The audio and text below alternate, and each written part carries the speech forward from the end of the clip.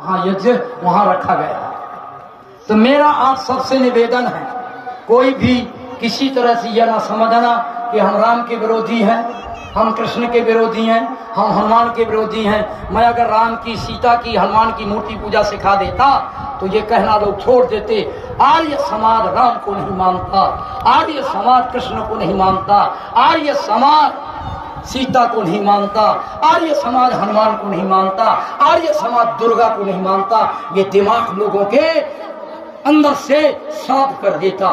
और टाइम नहीं है, समय हो गया है। अभी भी मैंने समय का अतिक्रमण कर दिया है। 1:15 बज गए हैं, खाना भोजन भी करना है। तो इसलिए आप लोग आशीर्वाद ले लो, ठीक है जी। और ये अब मेरा ये ज्यादा नहीं बोलूंगा। अब ये सुशील को मत जाने देंगे। बताओ कौन कौन तैयार है सुशील को नहीं जाने देंगे? जो रहते ही है यही, तो जाएंगे कहाँ? नहीं चले जाएंगे। ये पता है दिल्ली कब चला जाए, भरोसा कहाँ भाग जाए, ठीक है कि नहीं। हमें सिखा जा कि दिल्ली भी चले जाना, जहाँ जाना है वहाँ चले जाना। आशीर्वाद दे दीजिए। हाँ, इसीलिए मेरा निवेदन है आप लोग आशीर्वाद लो और सुशील जी को यहाँ पकड़ के रखना। तो ये काम जो हम यहाँ पर झंडा गाड़ना चाहते हैं वो झंडा हमारा मजबूत हो जाएगा। तो अब आप हाथ जोड़ लो, जिसको आशीर्वाद लेना वो हाथ जोड़ लो। क्या सोचोगे जो हमने सिखाया, क्या सोचोगे? आशीर्वाद असली वही है, लेते समय जो हमने सीखा है, विद्वान की बात जो सीखी जाती है, आशीर्वाद लेते समय जय यजमान उन बातों को सोचता है तो विद्वान का आशीर्वाद उनको लगता है। जो विद्वान पानी छिड़क देता है, फूल छिड़क देता है, उसको आशीर्वाद देना आता ही नहीं। ये जो हमारी पुस्तक है इसमें कहीं फूल और पानी चावल से नहीं लिखी है। इसको न पढ़ने से लोग फूल डाल देते हैं और फिर उसको कचरा में डाल के कचरे में फेंकवा देते हैं। फूल को कभी तोड़ो मत, और तोड़ा है तो सुखा की सामग्री मिलाओ, कभी कचरे में। अच्छा, मैं अगर फूल से छिड़क दूं तो फूल कहाँ जाएंगे? झाड़ू लगाएंगे कि नहीं लगाएंगे? ये परमात्मा का अपमान।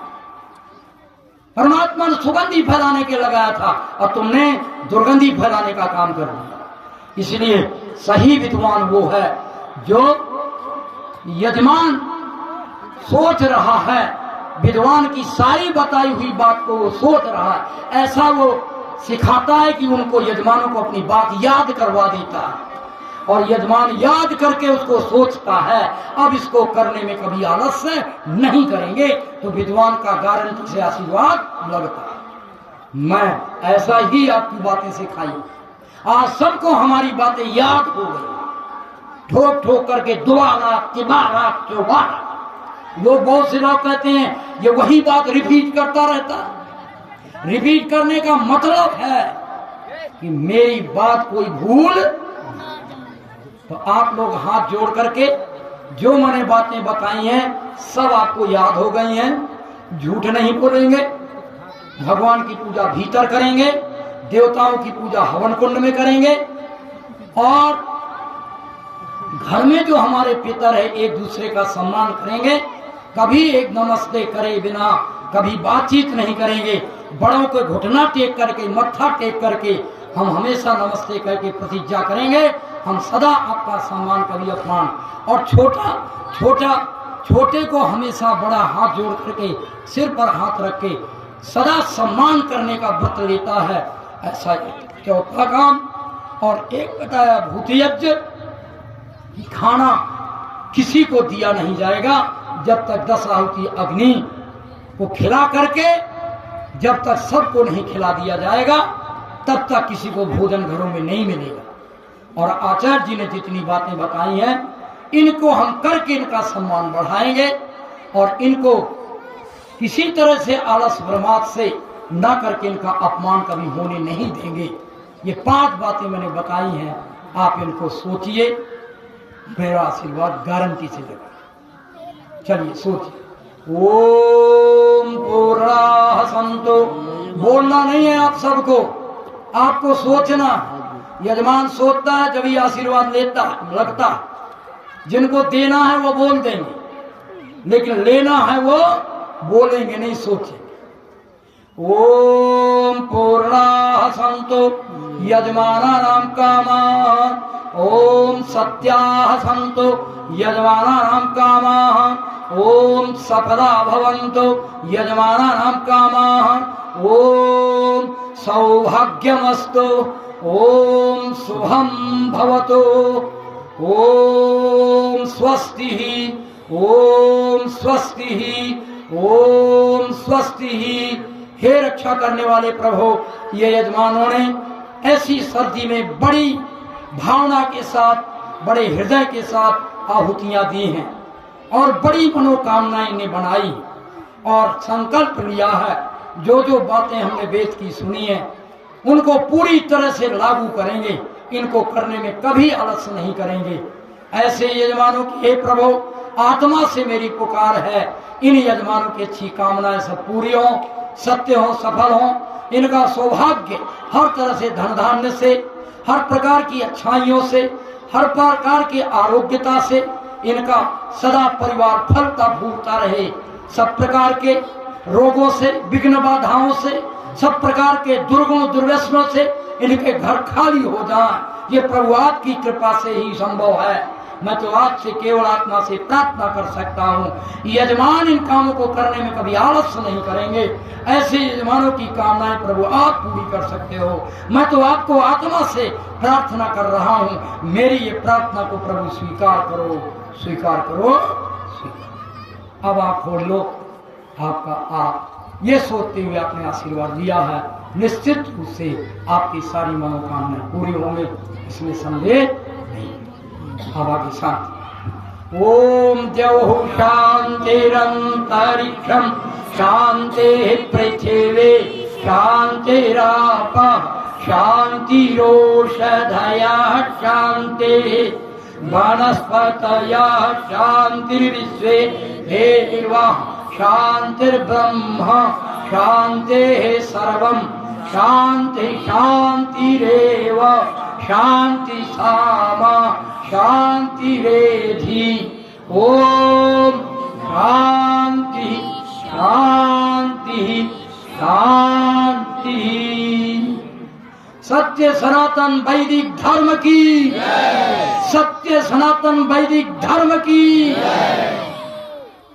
ब्रह्मा से लेके महर्षि दयानंद पर्यंत सभी ऋषियों की, गुरुवर बीजानंद की, मर्यादा पुरुषोत्तम श्री रामचंद्र जी की, भगवती माता सीता जी की, योगी राज श्री कृष्णचंद्र जी की, भगवती माता रुक्मणी जी की, भगवान शंकर जी की, भगवती माता पार्वती जी की, बजरंग बली हनुमान जी की, सभी महापुरुषों की, सभी वीर वीरांगनाओं की।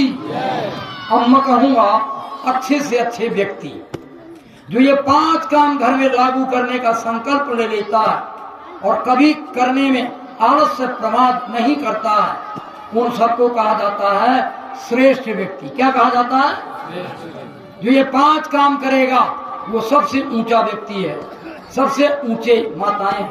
अगर ये 5 काम करने का दृढ़ संकल्प ले लिया है, सुशील जी को जाने नहीं देंगे, इन कामों को लागू करेंगे, आप निश्चित रूप से सर्वश्रेष्ठ हो। और सर्वश्रेष्ठ शब्द को हमारे वेदों में लिखा है आर्य। क्या लिखा है? सर्वश्रेष्ठ शब्द का हमारे वेदों में क्या लिखा है जी? तो तुम क्या बन गए? सब आर्य। क्या बन गए? बोलो, डरोते नहीं हो? क्या बन गए? आर्य।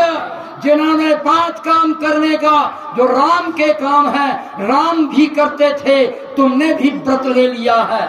अब तुम आर्या हो। सीता आर्या थी, राम आर्य। पढ़ लो रामायण। तुम क्या बन गए? आर्या बन गई। आज के बाद अपने को आर्य कहना।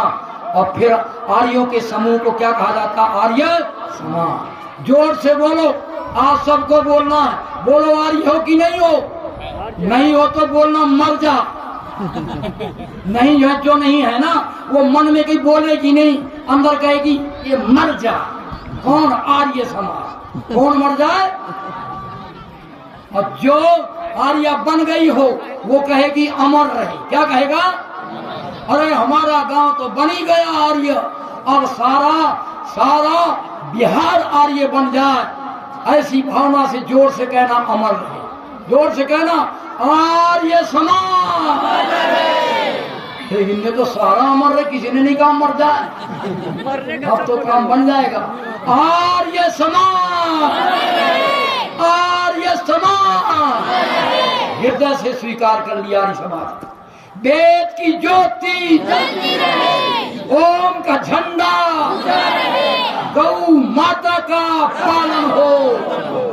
अब मैं कहूंगा वैदिक ध्वनि, सांस भर के जितनी देर तक ओम बोल सकते हो ओम बोलो। वैदिक ध्वनि।